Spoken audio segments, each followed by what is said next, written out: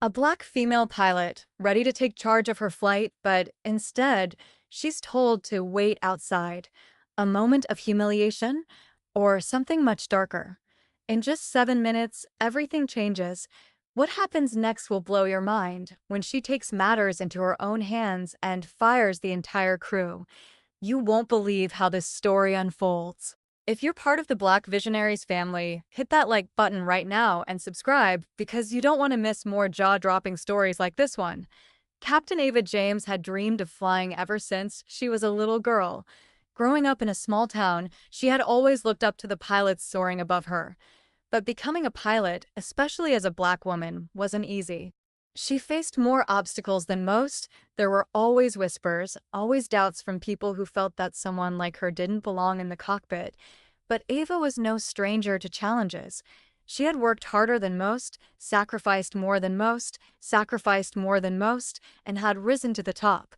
Her career was a testament to her skill and determination. She had earned every inch of her success. Ava had been flying for over 12 years. She had flown across the globe, built a reputation as one of the best pilots in the airline, and had earned the respect of her colleagues. When she walked into the airport that day for her scheduled flight to New York, she felt confident, as she always did.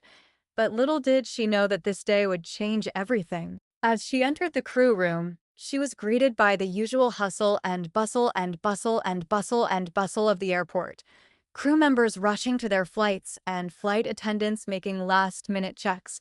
But there, standing by the door, was Karen, the senior flight attendant for her flight. Karen's face was stern, her arms crossed in a manner that immediately put Ava on edge. Without even acknowledging her as the pilot, Karen pointed to the door and said, "You need to wait outside." Ava froze. "Excuse me?" she asked, her voice calm but confused. "I'm the pilot for this flight." But Karen didn't budge. "I said, wait outside," she repeated coldly, not even looking Ava in the eye. The words hit Ava like a slap to the face. How could this be happening? She had never been treated like this before, especially not after everything she had done to get here. Ava stood there for a moment, processing the situation.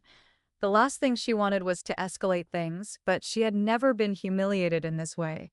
With years of experience under her belt, she was used to respect, not this blatant dismissal.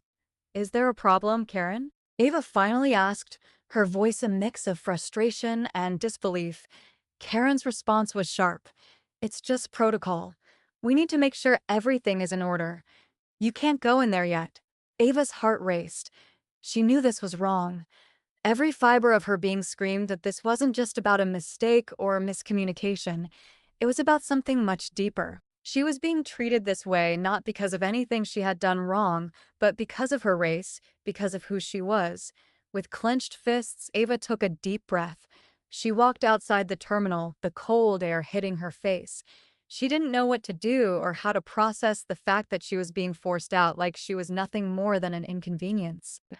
As she stood there, looking at the planes ready to take off, she couldn't shake the feeling that this wasn't just a momentary mistake. This was part of a pattern. Ava had faced these challenges before: microaggressions from fellow pilots, stares from passengers, even moments of doubt in her own abilities when people questioned whether she belonged in the cockpit. But she had always pushed through, determined not to let anything stop her. Yet, today, standing in front of the terminal, she felt small, humiliated, and hurt. Minutes later, Robert, the senior manager, appeared. His face was pale, and he looked uneasy. His face was pale, and he looked uneasy. "Eva, I'm really sorry about what just happened. Please come inside. We need to talk," he said, his voice unsteady. Ava followed him into the office, her mind racing with questions. What was going on? Was this some kind of mistake? Or was it something worse? Inside the office, she was met by the senior flight crew, including Karen. Robert stood to the side, his nervous energy palpable. Ava could feel the tension in the room. Everyone was avoiding eye contact, and the silence was suffocating. Robert cleared his throat and began. "Ava, I think there's been some misunderstanding, but we need to clear it up." Ava raised an eyebrow, still confused. "What do you mean? I'm the pilot for this flight. What's going on?" One of the senior pilots, Jim, spoke up. "Ava, we've seen your records. There's been some concern about your qualifications. We don't think you're ready to fly this particular route. The words hit Ava like a freight train. What? I've flown this route countless times. I have more hours in the air than most of you combined. What are you talking about? Karen stepped forward, crossing her arms. We've reviewed your flight records, and frankly, we don't think you're equipped to handle this flight. Ava was in shock. She couldn't believe what she was hearing. This was the first time she had heard anything negative about her abilities. She had been a pilot for over a decade, and now, after years of dedication, they were questioning her competence. Robert, seeing the growing tension, tried to intervene. Ava, we value your experience, but there's been some concern raised internally. Ava felt a surge of anger. Concern? She asked, her voice growing louder. You think I can't do my job? You think I'm not qualified to fly this plane? You're telling me that after all these years, you suddenly don't trust me? Karen shrugged, her cold expression unwavering. It's just procedure, Ava. We need to follow protocol. Ava's frustration reached its boiling point. She had worked too hard to be disrespected like this. She had spent years proving herself in an industry where her race and gender were always questioned. And now she was being told to wait outside as if she didn't belong. Ava stood up, her decision clear. You've made a mistake, she said firmly, and I'm not going to let this go. Turning to Robert and the management team, she said, I've worked hard to get here, but I will not work with a crew that doesn't trust me. I'm done. I'm not flying this flight, and neither is anyone else on this crew. Without hesitation, Ava pulled out her phone and made a call to the airline's headquarters.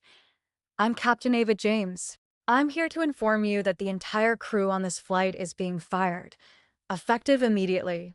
There was stunned silence in the room as Ava's words echoed through the office. The shock was palpable, but Ava stood her ground. She had had enough. She would not let this slide. Within minutes, the news spread across the airline, and the media picked up the story. Social media erupted, and people rallied behind Ava. Her decision to fire the entire crew became a symbol of resistance against discrimination. News outlets and online platforms hailed her as a hero, applauding her for standing up to systemic injustice. The airline was forced to launch an internal investigation. Karen, along with several other senior staff members, was let go. Ava's action had not only gotten rid of those who had wronged her, but had sent a powerful message to the entire industry about the need for change. In the days that followed, Ava received an outpouring of support. She had done more than just stand up for herself. She had stood up for everyone who had ever been overlooked, underestimated, or discriminated against.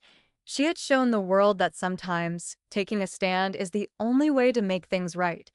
As for Ava, she continued to soar in her career, stronger than ever. But now she had a renewed sense of purpose. She wasn't just a pilot, she was a voice for change, a beacon of hope for those who would follow in her footsteps. Ava's decision to take a stand not only changed her life, but also helped create a ripple effect that would eventually lead to a more inclusive and fair industry for everyone, no matter their race, gender, or background. If you're part of the Black Visionaries family, hit that like button right now and subscribe for more jaw-dropping stories like this one. Trust me, you don't want to miss what happens next. Stay tuned for more stories of strength, resilience, and power moves that will leave you inspired. And remember, if you ever feel underestimated, always know your voice, your actions can change everything. Until next time, keep striving and keep shining.